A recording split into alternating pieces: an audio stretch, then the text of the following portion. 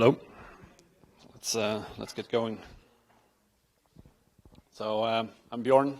I'm working the landing team and focusing a lot of the upstream development of Qualcomm support, or upstreaming of Qualcomm support in the mainline kernel.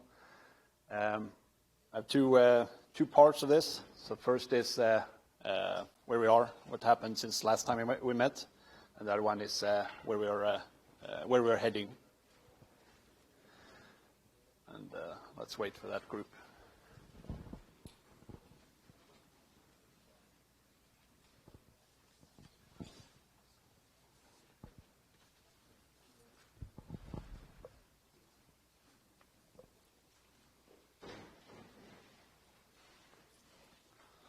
So going through the various platforms in some order of like when we started to poke at them. Since last time we met, there was a nice set of cleanups in the GPIO pin control area where we had hierarchical GPIOs or hierarchical IRQs. So we have like a PMIC with some set of or some IRQ range being mapped to individual GPIO pins, and we used to solve that in a rather awkward way, so that if you requested an IRQ, that would have one ID, but if you requested a GPIO, that would be a different ID. So like the IRQ for GPIO 2 could be like IRQ 194. So now you can actually use IRQ number 2 to get the IRQ representing the GPIO number 2. So that was developed on one of the older platforms, or for the older platforms, by Linus and Brian, and applies to all the newer ones as well. The other things that happened was Brian was working on his Nexus 5, and we saw Wi-Fi, display touch, USB, and backlight land. So that's quite nice progress to see on something that's older, and there isn't a lot of people working on it, but Brian did good work there. And almost there is the on-chip memory patches for 8974.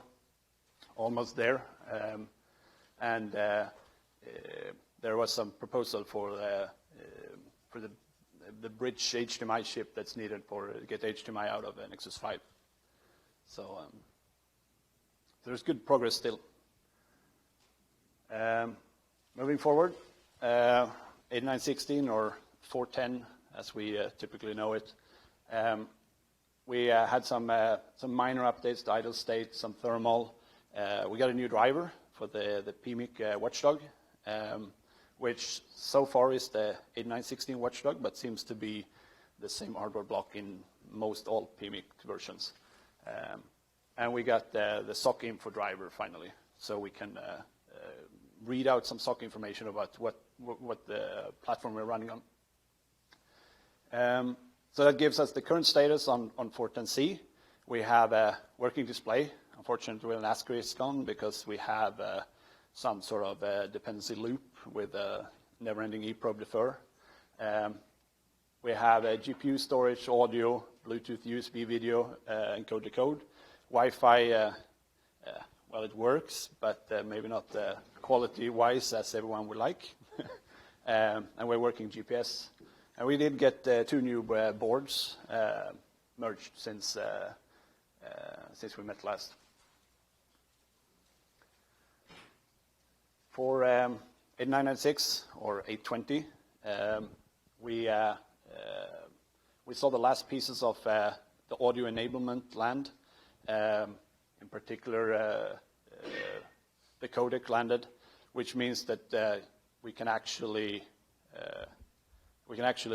play audio on the Dragonboard 820 straight off mainline. We got the core site. We got the patches for doing voltage corners.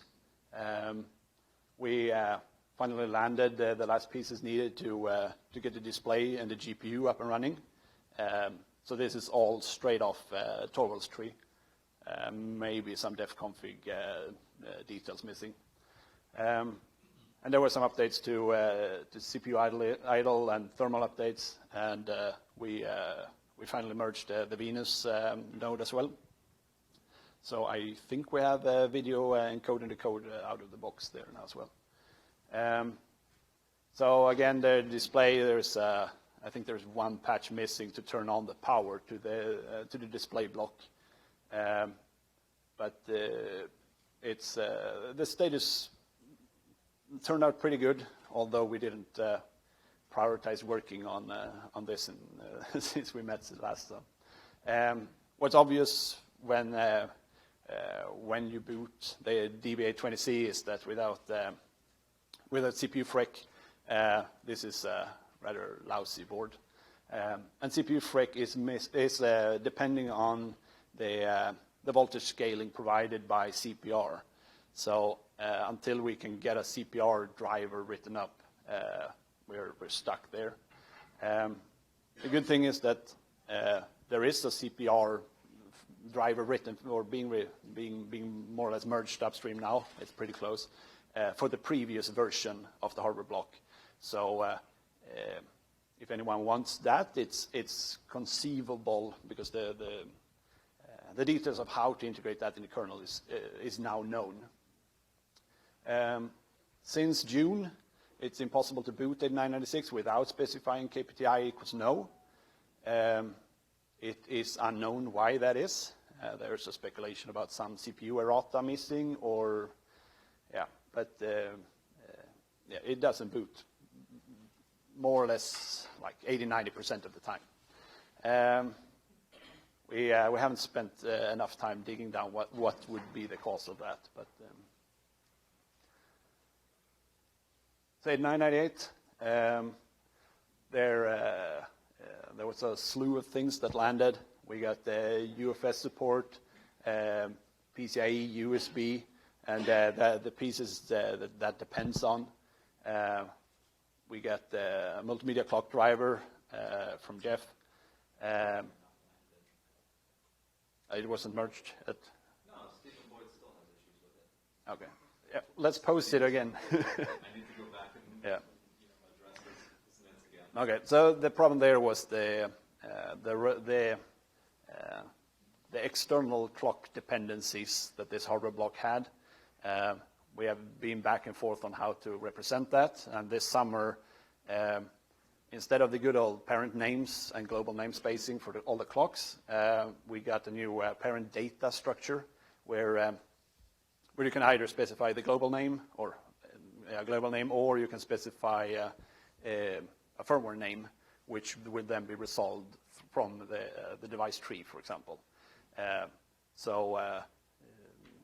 The parent naming issue is cleaned up quite a bit, and at least the plan. I'm not sure how far that has gone implementation-wise, but that should help us resolve the eProbe defer issue when you have a clock driver depending on another thing that is not yet there. In the past, that succeeded. You would get a clock back, but some of the operations would behave unexpectedly. We got the 3 Windows laptops, DTSs for those merged.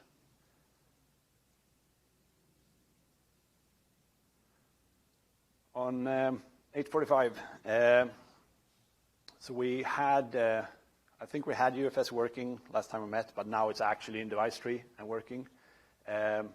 We brought in all the device tree pieces to get the various clocks needed for display and GPU, video controller. We got the Wi-Fi enabled, which works at least on the development board, but not on the Dragon board, for example. We got some more CPU idle states, and we got support for all the 3 DSPs that we care about at the moment, the audio computer modem. And based on on top of the compute stuff, we got fast RPC, which is Qualcomm's compute offload interface. So you can actually run code on the DSPs. We got the system cache, which is like an L3 cache, but with some funky features. We got that enabled. We got core site merged in. The Venus, the video encoder decoder got a few more features and was added to DT, and is now passing the the API compliance test. We got the IMMU enabled, IOMUs enabled. We got the display and GPU support, but there is still no device that has a panel enabled.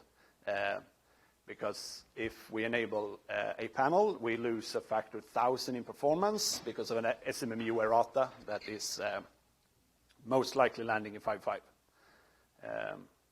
We got CPU FREC, interconnect, voltage corners.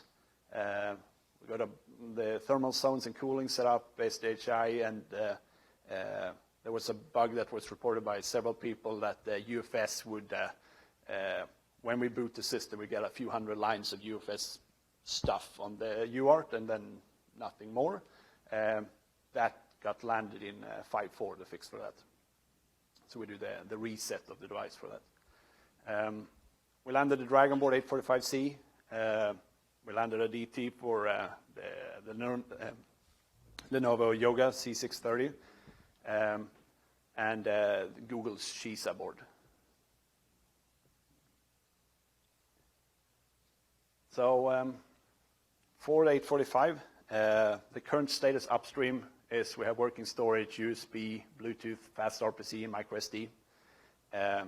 There is a slew of things in the pipe that should land soon. Probably most of those are going to be in 5.5. So that's going to be a nice feature addition. With the laptop, we have a working EFI frame buffer, storage, keyboard, trackpad, USB charging, thermal, CPU FREC, and Bluetooth is working right now. There we're, the more fun stuff is yet to be resolved. There is plenty of patches in flight, but that's the current status of, or that's the status of 5.4. On the things in flight, so we have the PCIe coming in, which will give us Ethernet and one more USB port. There is the various pieces of the audio implementation. 845 is looking pretty good, or looking to become looking quite ready. So the majority of those things should be landed soon. There is Lena's patch series for having a wake-up capable GPIOs, which will be quite handy when we're going to sleep, if we can come back again. And the patch for the TLB invalidation errata is it's looking good, so it should be landing right after the merge window, I think. So what about the missing bits for 845? Is Wi-Fi and GPUs not there, I assume? I think I have those later, but so for Wi-Fi, it works on the dev board. The DB845C, there seems to be some firmware issue, and on the laptop, it's unknown what causes the laptop to restart when Wi-Fi is brought up. GPU depends on, or anything display depends on supporting the IMMU driver for picking up the context bank configuration from the bootloader, because we set up, or there is a boot splash displayed by the bootloader, and when we hit the initialization in the RMSMU driver, we wipe the SMRs, and suddenly there is no matching streams, and so next time the hardware is trying to fetch the frame buffer, we get a security fault and we restart the board. Yeah, I don't. So I have a patch series that implements pretty much what Qualcomm had downstream, and there has been a few corner cases that we run into, and the latest status is that we were happy until Srini said that you can't do audio playback if you have that patch and display enabled at the same time. So it works until we start X. So that's there are some odd dependencies there we need to figure out what it is. And interestingly enough, the Wi-Fi issue on the laptop, it's way better if we are in E5 frame buffer than if we start X. It goes from like a 75% success rate to like 5 with X, no X or X.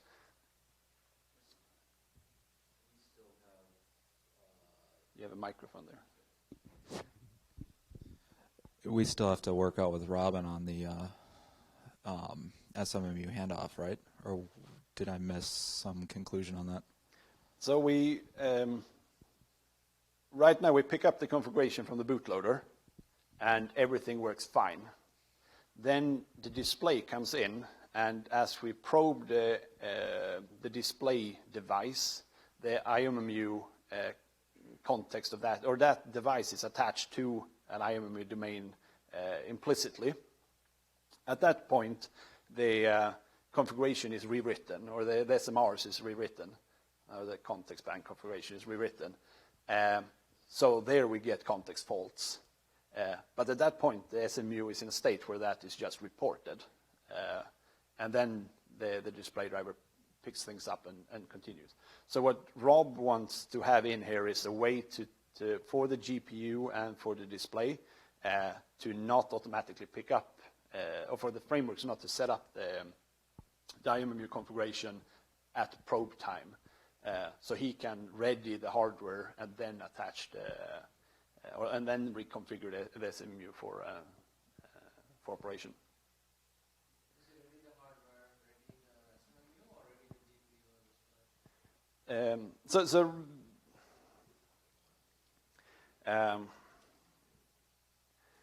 Put another way, I guess what I'm trying to ask is, does SMU driver need to do something specific after it knows the GPU and display have probe? So I think the problem is that when we do the attach, there are no mappings, but we've set the context into a state where we rely on there being mappings. So we will get context, so we get faults until we actually have mappings. So when you boot a board that where we just probe the display, we do get a few frames that hit that period between probing the display driver and actually registering the mapping of the frame buffer. But in cases where you do an eProbe defer in the middle there, or even worse, if you eProbe defer indefinitely, your system is rather slow, but because it's every 16 milliseconds, it's faulting on trying to get the frame buffer a few times. So the handoff. The handoff patches would get us a booting system with SMU enabled and boot splash enabled, but there is at least refinements to do here. Well, so yes, functionally they work, but I thought there's a disagreement, with Robin Murphy about can we even really reliably assume what the bootloader state is. It seems like he's pushing back on that. I mean, my interpretation was that as long as it's Qualcomm specific and we can guarantee it's done in a Qualcomm specific way, and we can guarantee that this is how a Qualcomm platform behaves, then we're good.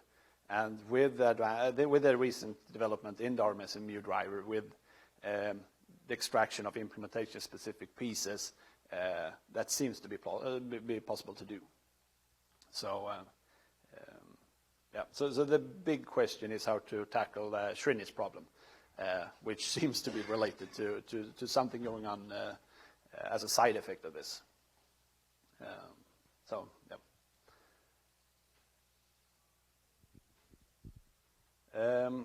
one of the other platforms from Qualcomm that have seen a lot of upstream things happening since we met last time is the QCS404, a smart speaker platform.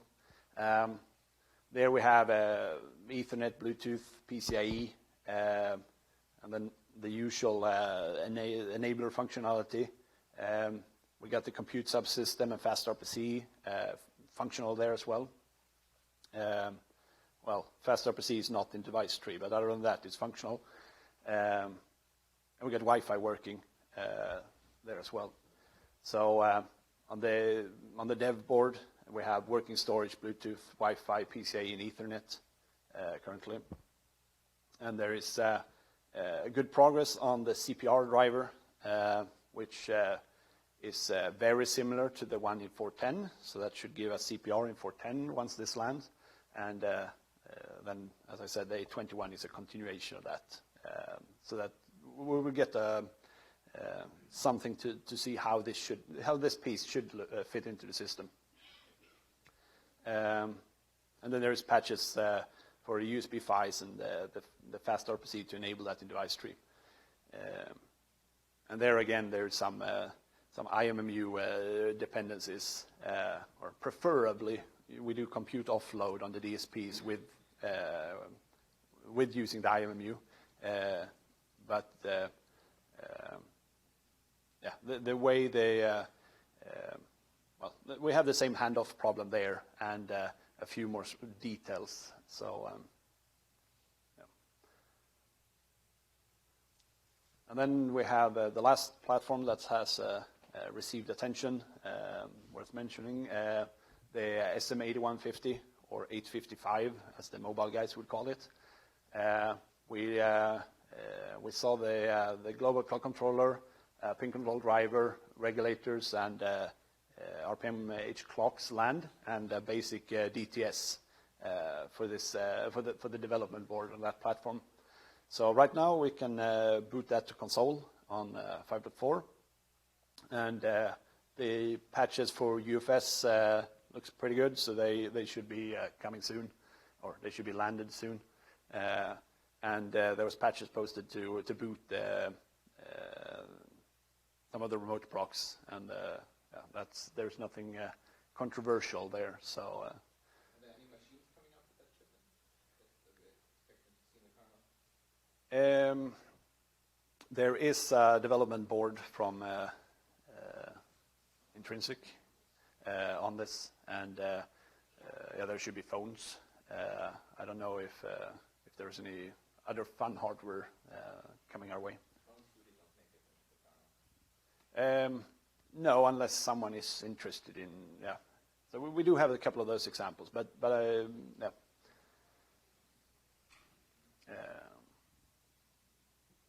Yeah, so that was what happened.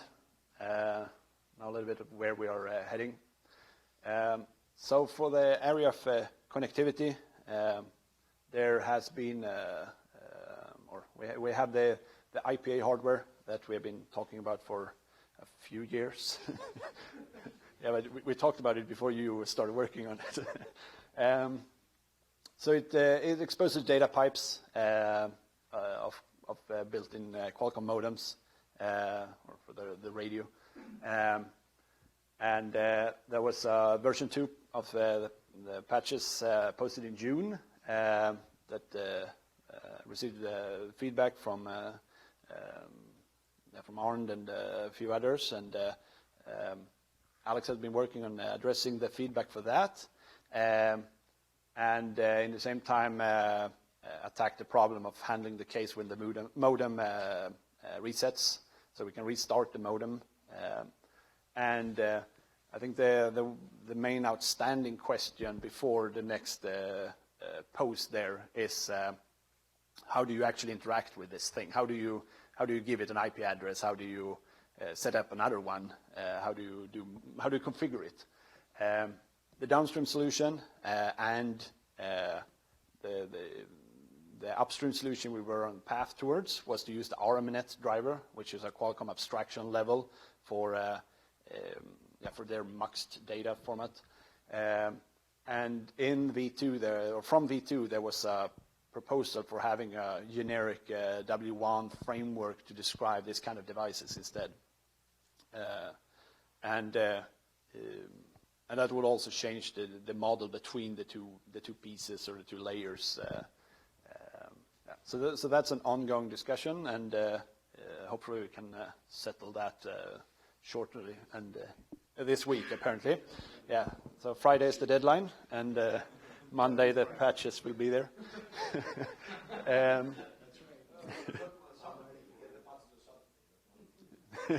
No, he's traveling center. How to figure out the transmit flow control. Yeah. The other piece of Qualcomm stuff that's interested in the area of connectivity is MHI, which is a layer primarily for PCI-attached modems and Wi-Fi chipsets. And there was patches posted last year by one of the Qualcomm engineers. And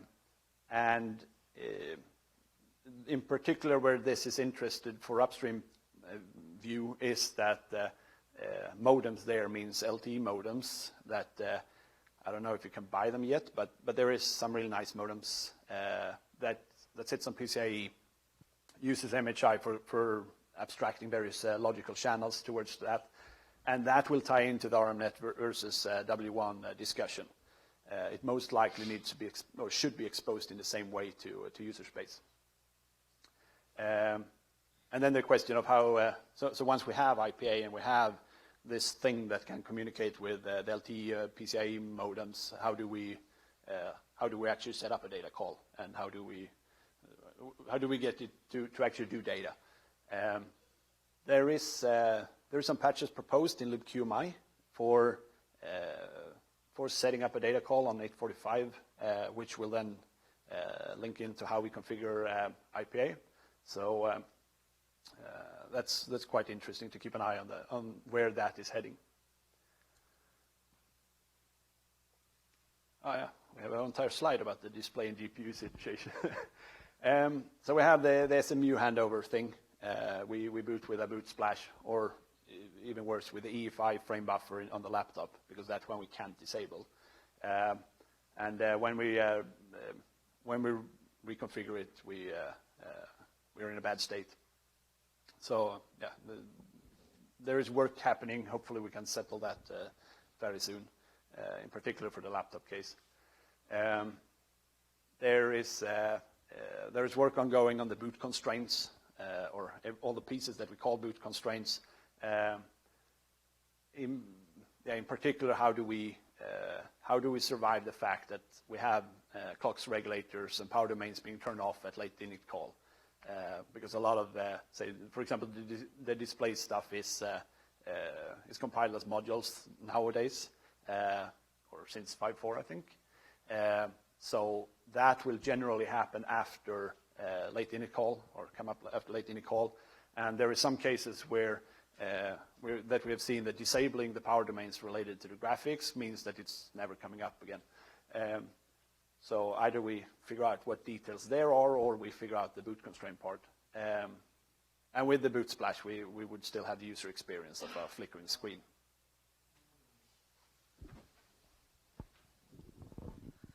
So I posted, I think, version 11 of my patch series for trying to figure out these dependencies and like deal with the clock, keeping the clocks on, or at least enough of an indication to the clock driver, so like the GCC driver, for example, to know until what point it should leave the clocks alone, and then apply the sync the software state to the hardware state. So maybe, I mean, it looks like a lot of things are mentioning, saying, oh, we need this, like effectively you need the functionality of those patches. So if you can support it upstream, that'll be kind of useful. And I think the same patch series might be possible to handle your IMMU issue too, or SMMU issue, however you call it, for the display and GPU, where you can kind of give the driver indication to like leave the mapping alone until you get the signal, then you can go actually apply the mappings you have. It may actually solve that issue too. We can talk offline, but looks like the patch series will definitely help you guys a lot. So if you can support it, that'll be nice. Yeah, for the clocks and the power domains and regulators, that's the very pieces that your patch series is trying to solve. I saw them rather late, so I haven't. Yeah, but I think adding support for IMMU shouldn't be hard. Probably like a few more lines. No. But you can talk about it for sure. Yep. Yeah, so that's the general problem of making sure that resources are kept enabled until they are, it's possible to release them. The other problem we have with the boot constraints is the fact that when we have bandwidth voting, We might have a driver coming in early voting for a very low Patsy handles bandwidth. that too. So say a UART requesting extremely low bandwidth, and then we have something that's relying on the fact that the system buses is operating at high speed, for example, the boot process, and that suddenly goes extremely slow because the only vote is the UART in that case. So currently added support for clocks, regulators, and interconnect. But do The you bandwidth surface for interconnect. do you maintain the No, but it gives the signal to the driver when it can remove what the bootloader has set up. So until then, you can leave the hardware untouched. So even though UART might ask for low bandwidth, you don't actually apply it. And then once everybody has put in their vote and they're probed, then you get, okay, you can go and apply kind of signal. But do you know what the bootloader's vote is? No, that's left to the driver. Or they can pick a high value, for example, for the bandwidth.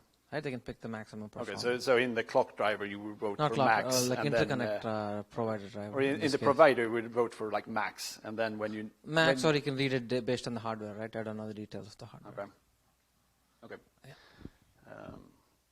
Yeah. The other thing that's in flight in the GPU land is, per instance, page tables. So all your compute context or display context should have their own page table, and then the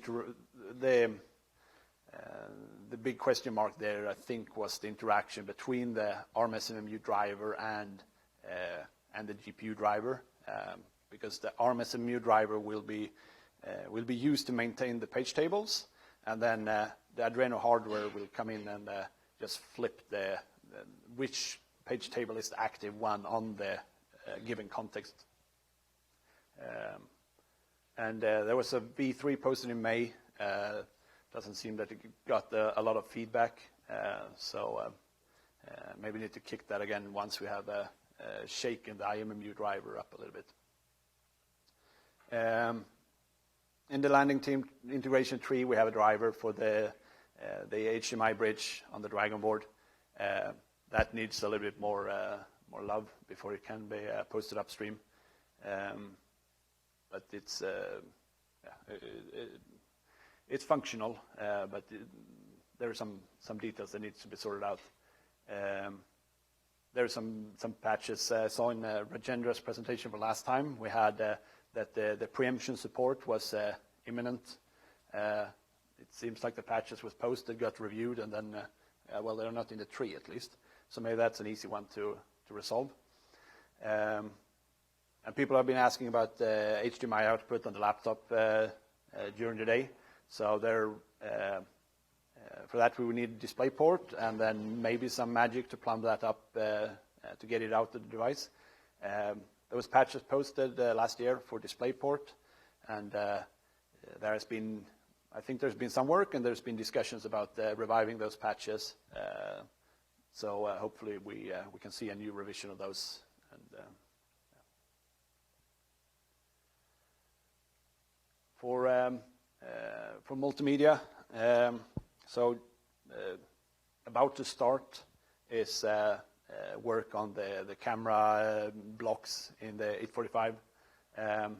So similar to the 410 and 820, the goal is to do to get to YUV support, to be able to snap YUV images, then use that to work with libcamera or the libcamera project, and then the wish that everyone had for both 410 and 820 was that we should be able to use the ISP to have a Bayer camera attached instead. So for 845, the goal is to do the first two bullets and then figure out what does it actually mean to get us to raw camera support. How would that look technically? How do we negotiate that with Qualcomm? And because there is going to be things that has to be disclosed for getting that supported upstream. And then I saw that the CCI driver hasn't landed yet. For the video encoder decoder, there is ongoing work for power management in all its forms, and some of that is about to land. There's patches for 10-bit stream support, and yet to be figured out or to be worked up is the UBWC, the compression image compression format, and the remaining piece the big piece to land for getting audio working on 845 is the PDR, which the audio firmware is running inside similar to like a hypervisor guest on the audio DSP. So we need PDR to know when that thing is booted and when it restarts. So somehow that needs to be exposed inside the kernel, so the ALSA driver know, or the pieces instantiating the ALSA driver needs to know when it can do so, and when it needs to be torn down and restarted. So there was a proof of concept posted, and work is now ongoing on trying to make that into something that we can merge upstream. On the performance side, the T-Sense IRQ support, so getting interrupts for various thermal events, that's making good progress. We have the CPR for the QCS 404, and most of that then on the 8916 or 410. It's looking pretty good. Should be landing soon. And from that, the question is, what do we do with 8996? There is an engineering effort that has to go in there. There have been a lot of discussions and some patches, or a bunch of patches proposed for how do we do DDR scaling. There was patches posted, maybe 3 different sets for how we do CPU FREC-based DDR scaling. The scaling in itself is an interconnect vote, but how do we come up with that vote? I don't think we settled on how to actually solve this. Georgie? I proposed something which is device tree based, so we just populate the values in device tree and tree them from the driver and set that bandwidth. Then Saravana proposed a different format of the same data, and I think the conclusion was to use Saravana's suggestion. Raw backed it, I just need to kind of clean it up and send it again. So it should go on. So we agreed on the binding part. Yeah. Okay. Yeah. And then we need to land in implementation for that. Yep. Yep. Another part there is the hardware block for measuring the current bandwidth usage in the system. There is a few different places where you can measure that and use that for this vote. So that we need to figure out how to upstream that. The big issue, I would say, is the DVFS, where we do frequency scaling of ordinary devices, and that when that somehow results in a voltage scale. For CPUs, we have the OPP framework. The downstream Qualcomm way is that you do a clock set rate, and that trickles down to be, for example, a regulator set voltage. And Stephen and Mike had said no to that, and this is a long-going discussion, but we are getting to the point where, or we are at the point where you can actually exercise this on a Dragon board now, on a upstream kernel. So hopefully we can get a little bit more practical there and try to solve that. And then we have a QMI-based cooling device, so that's for the remote processors. There's cases where we can send messages to services running on the remote processors to tell them to do things to reduce the amount of heat generated. And it's a rather simple driver that needs to be upstreamed. So For the other end of the power spectrum, we have the interconnect framework. We need patches for all the client drivers to actually do bandwidth voting, and some of that is posted already. Some is work ongoing, and the other thing is path tagging. So certain paths through the system needs, or certain requests of paths should only be active or accounted for when the CPU is running or when it's not running. Yeah, we have Ulf's work on the cluster idle things, which finally got some feedback, unfortunately of the wrong kind. But yeah, there's at least finally some constructive feedback as far as I could see in the. Yeah, so that's looking good. Or yeah, well, it's good that it's moving. In the thermal area, we have what's known as or what we call heating devices. So there is under certain scenarios.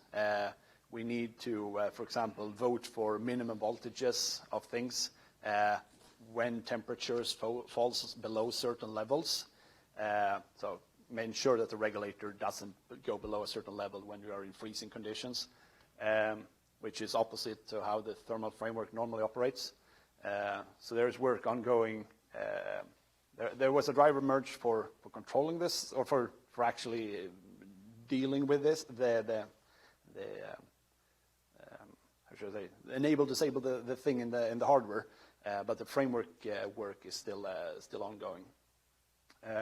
And there's the discussion about how to do hierarchical thermal zones to be able to group things together and not have as many thermal zones as we have in some places.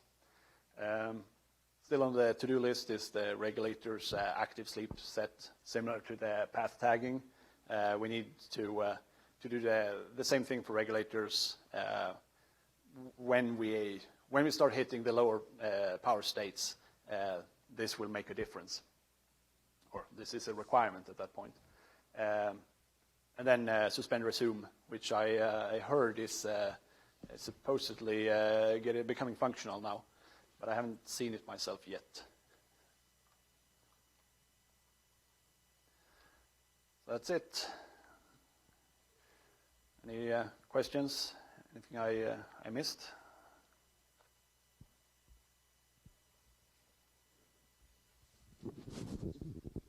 Quick question for the active sleep sets. Is it on? Should be.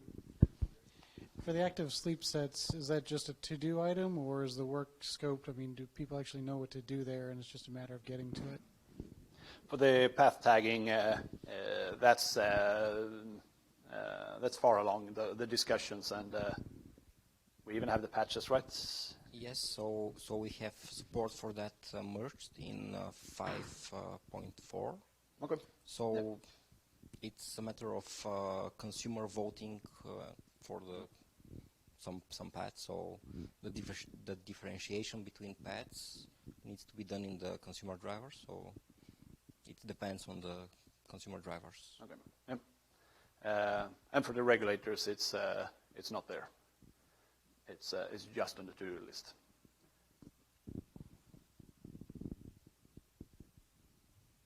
Anyone else? Mike. John? I was just going to ask, because there might be the right person in the room here. On the Dragonboard 845, I know Bluetooth has been working in Debian environments, but when you bring it up under AOSP, the chip hangs, and I don't know what's going on there. And so the ability to debug it's been very difficult. So I don't know if anybody has any Bluetooth familiarity with the driver that might be able to help with debugging that. Yeah, no, I think we need to maybe talk to Brian and see if we can get someone to help us look into that. Yeah, as you have shown, it looks okay. We're telling the Bluetooth what it should do, and it behaves differently, and it's not obvious why. It may just be a timing issue, or I'm not sure what. So something's fragile there. We probably need some help to get some focus from someone who knows what the Bluetooth driver does.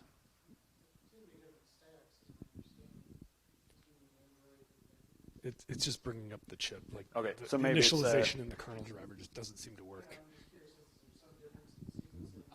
Yeah, I'm guessing it's the timing at this point, but it's one of those things where there's no ability to see anything other than just, oh, yep, this doesn't seem to come up.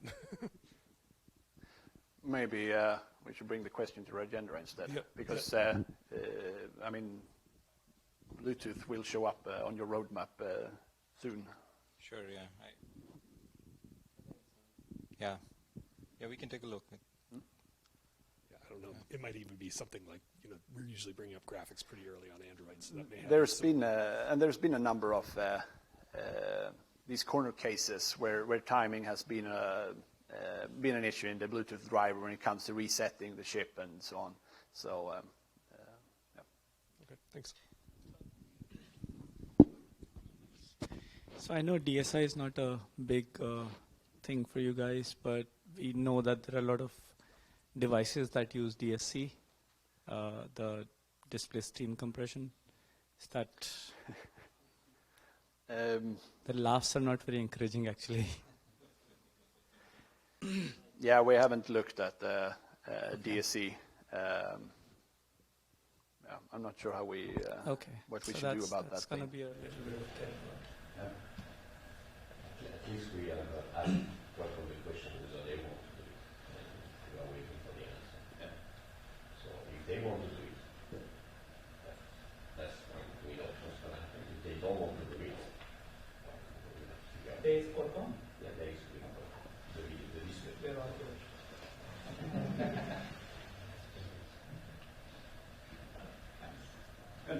Thank you.